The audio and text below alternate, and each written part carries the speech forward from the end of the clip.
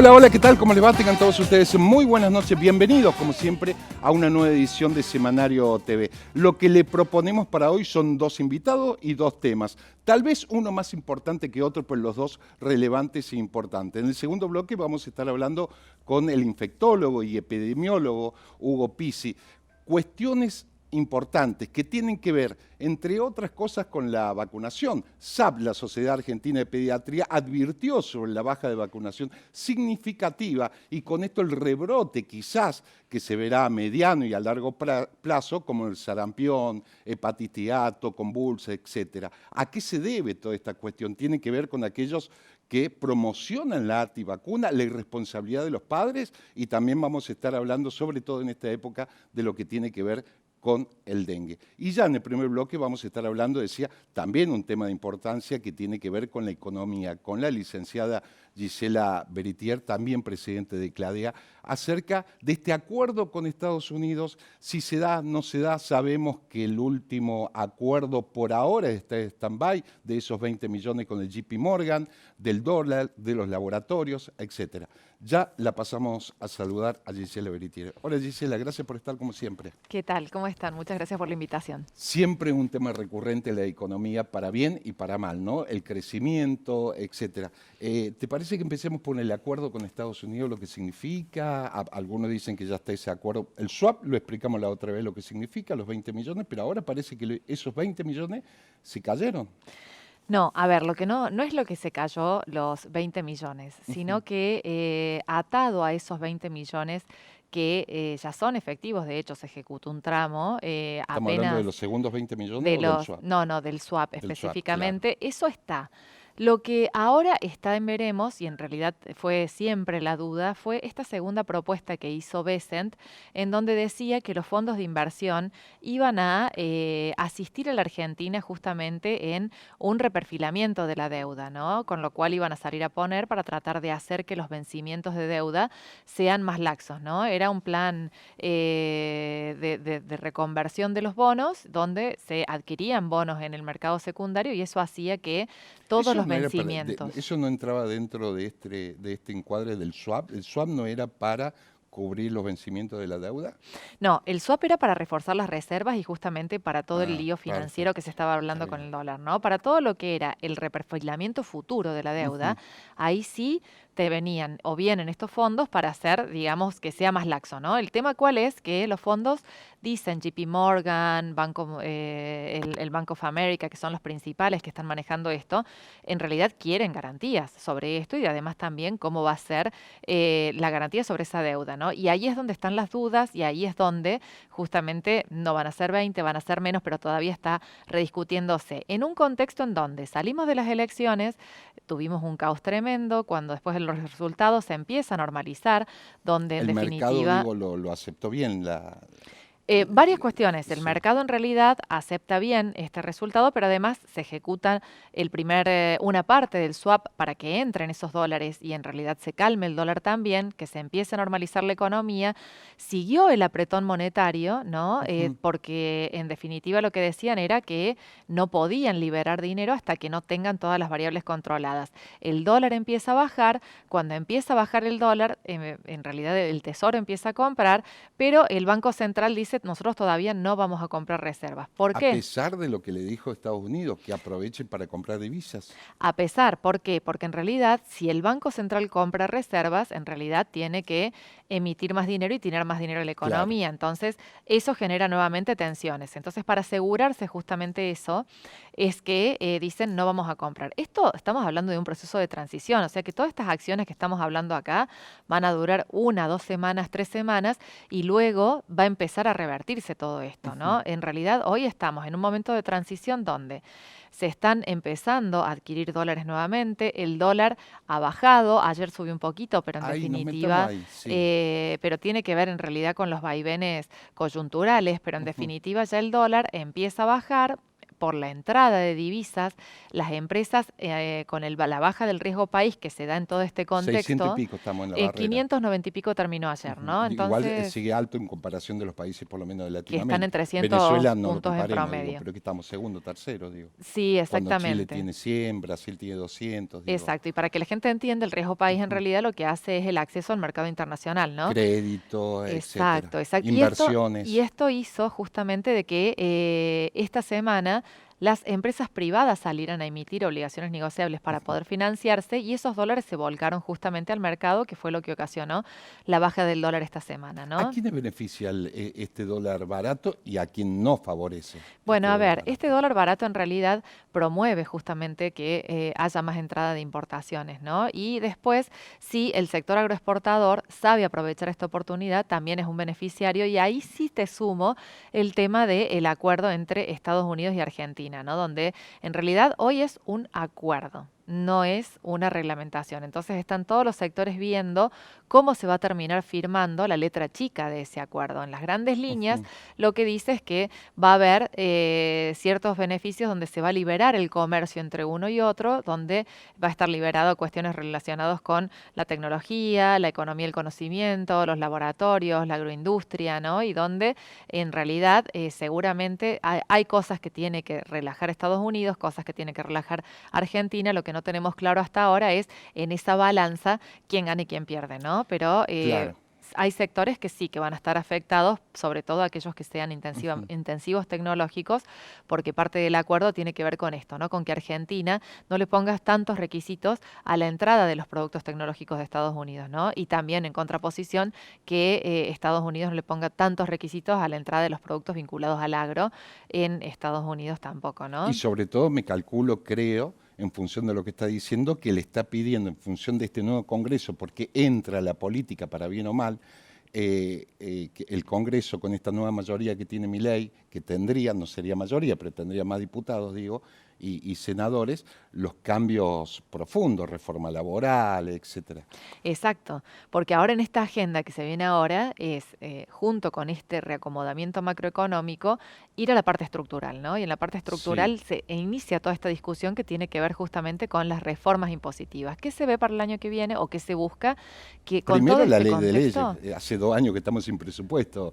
Para el sector inversionista, para los economistas es Y no hay una guía, ¿no? Más allá claro. de que se cumpla o no se cumpla, en realidad es más o menos la guía por dónde se va a ir moviendo el sector público, ¿no? Ujú. Y en ese sentido, bueno, eso tiene que aparecer. Pero después, el año que viene va a ser un año bastante complejo, ¿no? En términos de discusiones y demás, por el lado de la reforma impositiva, porque va a afectar a todos los gobernadores y a todas las provincias, que bueno, que Santilli ahí va a tener mucho trabajo Mucho seguramente, trabajo ¿no? de diálogo con los Y sí en la gobernadores, el reforma Congreso. laboral se va a dar toda la discusión Ujú. porque el sector industrial está muy alerta con el acuerdo entre Estados Unidos y América porque es el primer impactado, ¿no? Entonces a eso sí creo que van a ser un actor clave también en todo lo que tiene que ver con la reforma laboral porque no se puede competir si no hay productividad y si no hay competitividad en las Y sobre empresas todo tampoco, ¿no? reglas claras a mediano y a largo plazo. Seguridad jurídica es básicamente lo que piden los inversores, que no venga otro gobierno y termine cambiando la regla de juego, ¿no? Por eso yo creo que van a Eh, acelerar, ¿no? Yo siempre digo que, bueno, que después de siempre se hablaba del día después con Milei. Yo ahora digo que, sí. bueno, que ya resultado de las elecciones, ahora siempre para Milei va a ser un día menos, ¿no? Ujú. ¿Esto qué quiere decir? Que va a acelerar lo máximo que pueda para hacer esas reformas estructurales en un contexto donde ya tiene totalmente controlado la cuestión macro, con el apoyo de Estados Unidos inédito en la historia económica argentina y diría en casos mundiales, ¿no? Salvo cuestiones muy geopolíticas. Nunca en la historia se dio un En apoyo tan... Argentina no. Besen viniendo, que es el secretario de Economía, es el secretario del Tesoro, viniendo a dar ese apoyo tan fuerte. Y te digo que en la Digo, historia de y entra Estados a jugar Unidos, mucho la geopolítica, ¿no? La seguro, competencia con China, la totalmente, ubicación geográfica de Argentina. totalmente. Y creo que también, bueno, tiene que ver con todo un panorama en donde, cerrado ese apoyo que va a garantizar que haya una estabilidad monetaria y cambiaria, van a hacer la reforma estructural y paralelamente, vos fíjate que en esta semana ya empezó a liberarse ese apretón monetario, ¿no? En realidad empezaron a bajar los encajes que tenían que tener los bancos guardados en el Banco Central para que no haya dinero. También empezaron a bajar las tasas de referencia del Banco Central. Lo que se está buscando en este periodo de transición es que progresivamente se empiece a reactivar el crédito, ¿no? Crédito productivo, crédito hipotecario, crédito personal. A tener un leve vuelo, empezó, ¿no? De todas maneras, estamos en una transición, como te decía. Son semanas de muchos cambios, con lo cual hoy tenemos una tasa de interés y seguramente la semana que viene vamos a tener otra, ¿no? Entonces, digamos, todo hace presagiar que sería más bajo. Sería más bajo, con lo cual es mejor esperar, ¿no? Digamos que el que entra ahora, la semana que viene, seguramente va a ser más barato. Hay que ver que todavía se sigue estabilizando, ¿no? Hay otra cuestión que te quería preguntar, la preocupación de los laboratorios con este acuerdo con Estados Unidos, Gisela. Bueno, los laboratorios tienen la misma cuestión que los industriales, ¿no? Donde en definitiva, si ellos tienen que ahora ayornarse a toda la reglamentación estadounidense, que es un poco este acuerdo de homogeneización, incluso de ambos gobiernos con respecto a sus industrias, con respecto a las patentes, con respecto a la forma de comercialización, a los requisitos que tiene que tener, bueno, la ANMAT por un lado, en realidad la DEA por el lado de ellos, ¿no? Entonces, todo eso hace que los laboratorios estén alertas, ¿no? Claramente los laboratorios más grandes van a estar en condiciones de adaptarse, los laboratorios más chicos van a estar complicados con respecto a esa capacidad, ¿no? Pero como te vuelvo a decir, hoy están todos en alerta porque lo que hay es un marco, ¿no? Y hay una transición, como vos decís, porque tiene que asumir el nuevo Congreso, porque supuestamente hay que ver si votan el presupuesto, que es la ley de leyes, y toda la estructura de modificación que le pide los inversionistas a Milei para empezar a invertir, que es en definitiva lo que se busca. Exacto, y bueno, claramente enero no va a ser un mes tranquilo en materia política, que ese es tu expertise, pero otra de las cuestiones también que se presentan en materia económica en todo este panorama, y que no es un dato menor, ¿no?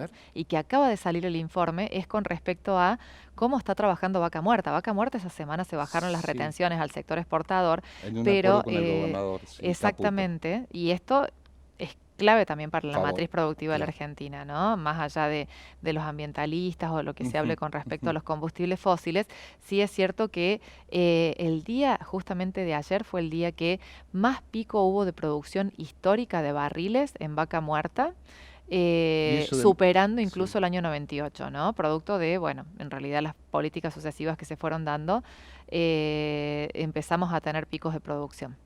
Gisela, se me acaba el tiempo, siempre es un gusto hablar contigo para que nos desburre un poco de la macroeconomía y de lo que hay atrás de la economía diaria.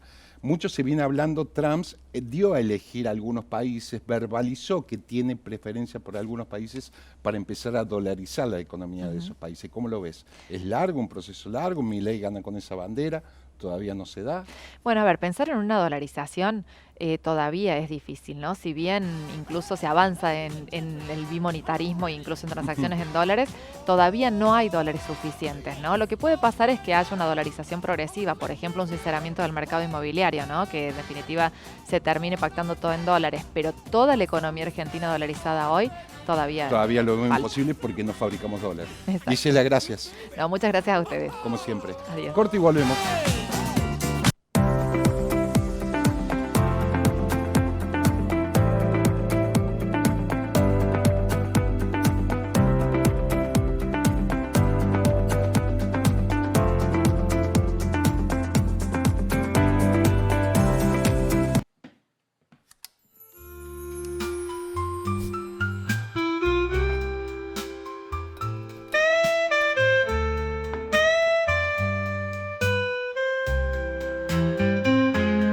Poné el toque Manfrey a tus comidas.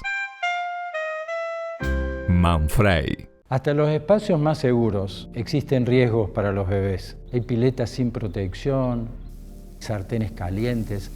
Hay medicamentos que quedaron al alcance de la mano. Pero hay uno tanto o más peligroso: los teléfonos celulares. El uso de pantallas en la primera infancia interfiere en el desarrollo pleno. De 0 a 3 años, 0 pantalla. Es un mensaje de la Municipalidad de Córdoba. Lotería de Córdoba presenta El Gordo de Navidad. Este año viene con 650 millones que salen sí o sí. Y con tu billete participás de 24 sorteos con premios increíbles. Busca tu fracción a 7.500 pesos en tu agencia amiga de Lotería de Córdoba. Con los cursos gratuitos de formación digital de Telecom se encienden miles de oportunidades, como crear tu propia app, tu primer laburo y esta clase imperdible. Conoce más en nuestra web y encendé tu talento. Telecom. I will be there for you. Care about you. En Sancor Seguros estamos junto a vos en todo momento, acompañándote. Sancor Seguros, estamos.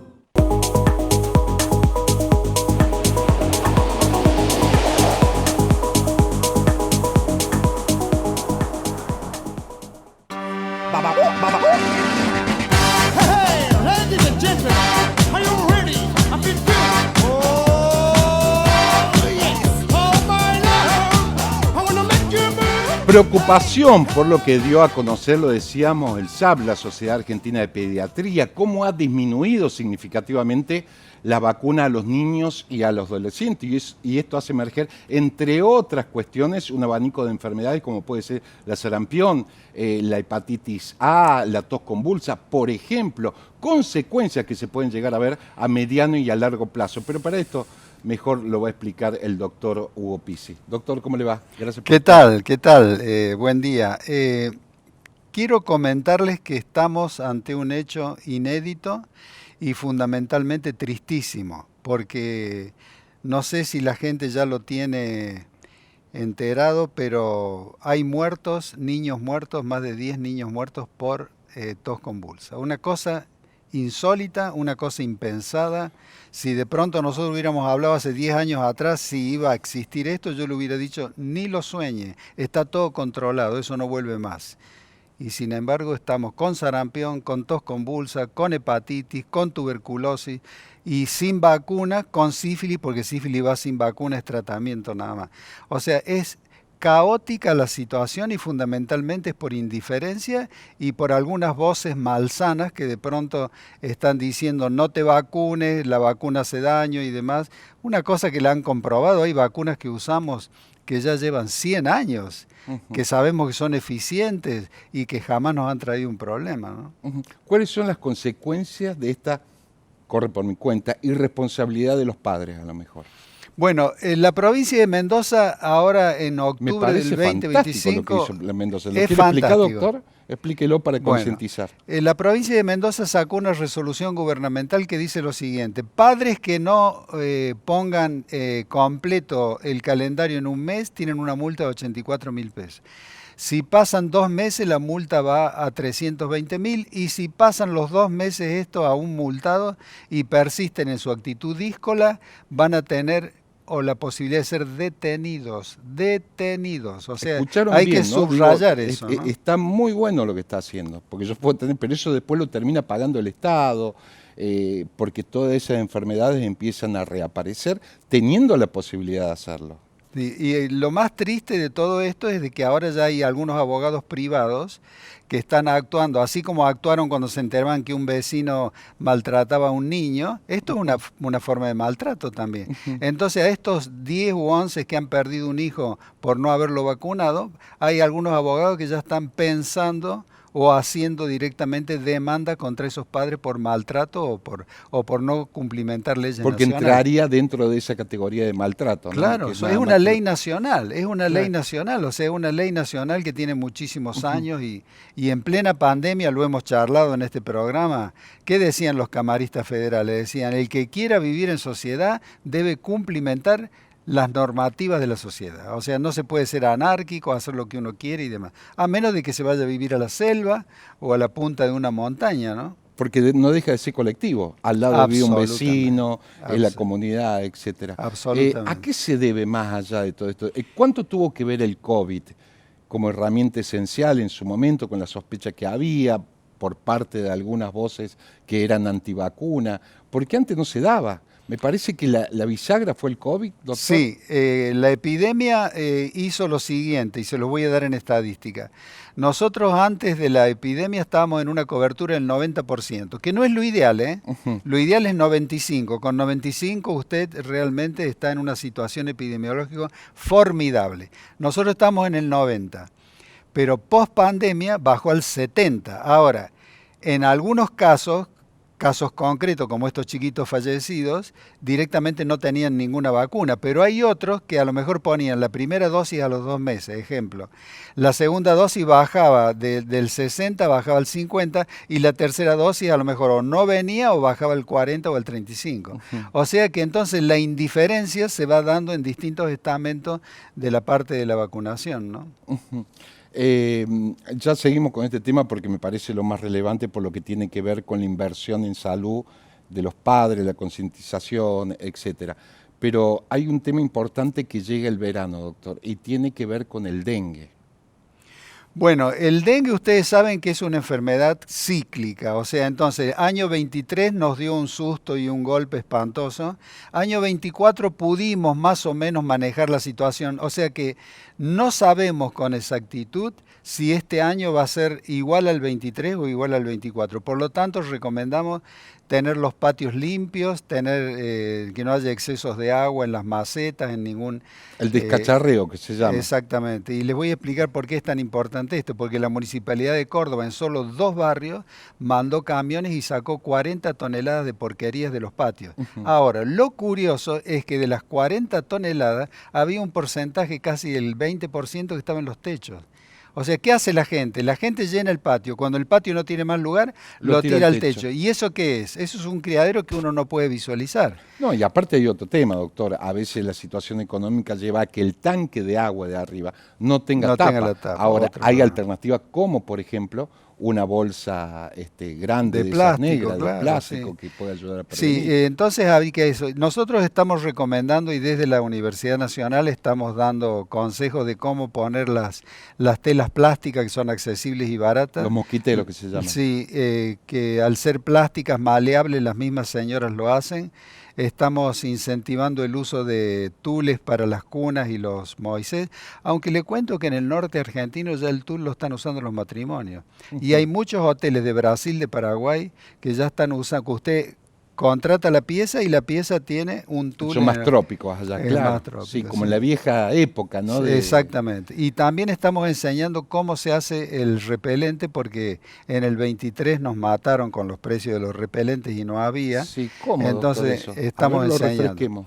Nosotros, por ejemplo, llamamos al centro vecinal. El centro vecinal siempre tiene una enfermera, un bioquímico, un químico, y le explicamos que comprando en la droguería, no en la farmacia, la droga madre, que es el DIT, o sea, usted compra 1 litro, 2 litros puro, a eso lo diluye al 10% y eso cubre prácticamente 6 horas. Y eso me lo he hecho con... Igual que el que compra, con la diferencia que acá, para que salga muy accesible, le pedimos a la gente que nos traiga las botellitas higienizadas, o sea que no gastamos en botellita, bajamos notoriamente el precio al diluirlos nosotros y realmente es algo muy accesible. Con esos elementos creo que estamos en condiciones de afrontar cualquier tipo de eventualidad, pero convengamos una cosa, o sea, la indiferencia de la gente realmente es rayana con la locura. Estos creen que le pasan a los otros y todo el tiempo tiene que uno andar luchando con las vacunas, con las medidas sanitarias, lávate las manos, ponete el barbijo, tené cuidado con esto.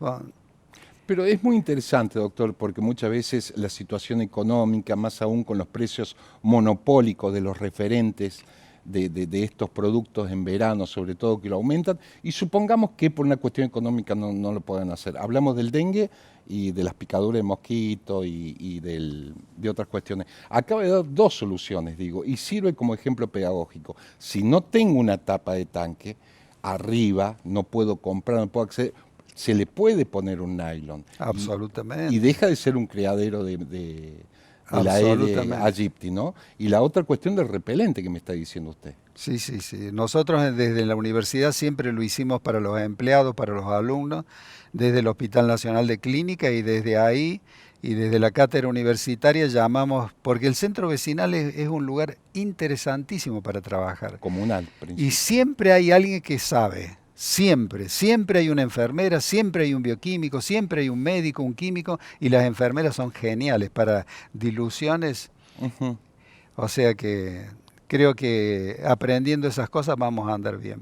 El cambio climático, doctor, trae consecuencias. Usted lo está estudiando prácticamente a diario. Los calores, los excesos de calor que venimos teniendo, y con esto surgen picaduras, por ejemplo, de los ponzoñosos, alacranes, escorpiones, etcétera. ¿Esto se cree que se puede ir proliferando con el cambio climático que hay, los calores que hay? ¿Cómo se puede prevenir y qué hacer? Acá hay dos cuestiones muy interesantes para tener en cuenta. La primera es una realidad incontrastable, que es que el cambio climático, el efecto invernadero, nos tropicalizó. Ya el paralelo 42, que es el paralelo geográfico que cruza Neuquén y Río Negro, ya no es una barrera para vinchuca ni para mosquitos. Ya hay casos en Chubut, de casos dengue, por ejemplo, picaduras de escorpiones, inclusive hay mosquitos en Bariloche, para que se ubiquen cómo se tropicalizó Bariloche, el país. Que es más fresco, digamos. Exactamente. También, ¿no? Ahora, respecto a los escorpiones, hay una cosa que sucedió, porque si yo de pronto hablo con alguien 30 o 20 años atrás, me va a decir, sí, yo vi un escorpión de vez en cuando, hoy usted lo ve siempre. ¿Por qué? ¿Qué ha pasado? ¿Qué ha sucedido en la biología del escorpión? El escorpión no tenía contacto con las cucarachas. El escorpión se alimentaba con otro tipo de insectos, coleópteros y demás. Resulta ser que cuando conoce las cucarachas es un bocado apetitoso y no puede resistirse. A tal punto de que hicimos una prueba poniéndole alimentos comunes desde siempre, cucarachas, largamos escorpiones hambrientos y todos, sin excepción, van con las cucarachas. Y entonces, no al otro. Entonces usted va a notar que de pronto hay una picadura en el piso 14. Nos ha sucedido con un alumno en la calle Avellaneda. ¿Qué sucedió? El escorpión la va siguiendo por los caños de albañal a la cucaracha y te aparece en el piso 14 cuando te estás bañando y te pica.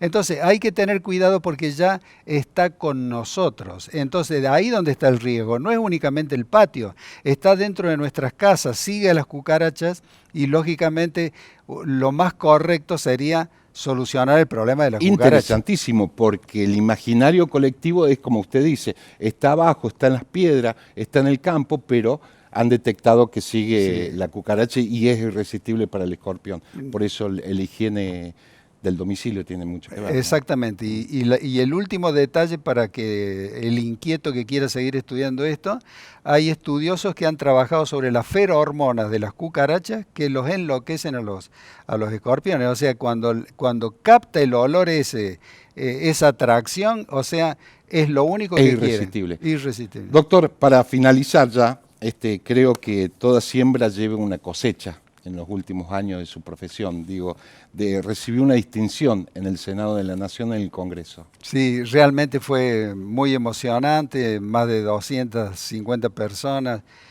fueron los colegas investigadores del Malbrán de Buenos Aires, fueron colegas de Buenos Aires de toda la vida, exalumnos, había muchos senadores que integran el grupo ese de Ciencia y Técnica, gente muy cariñosa, o sea, yo lo viví muy bien. La provincia se portó fantásticamente bien conmigo y otra de las cosas que me ha sucedido el día 10, Brasil, la República Federativa de Brasil, me incorpora como académico de la Nación, o sea, académico médico de la Nación, o sea que realmente me están sucediendo cosas que yo ya estoy un poco sensible por el tema de la pandemia, ¿no? Claro. Y todas estas cosas como que son conmocionantes. Lo hablamos fuera de cámara, doctor, es la cosecha de tantos años de profesión dedicado a estas cuestiones que tienen que ver con la infectología y la epidemiología también. Bueno. Gracias, doctor, y merecido. Muy atento, muchas gracias. Nos vamos, hasta la semana que viene.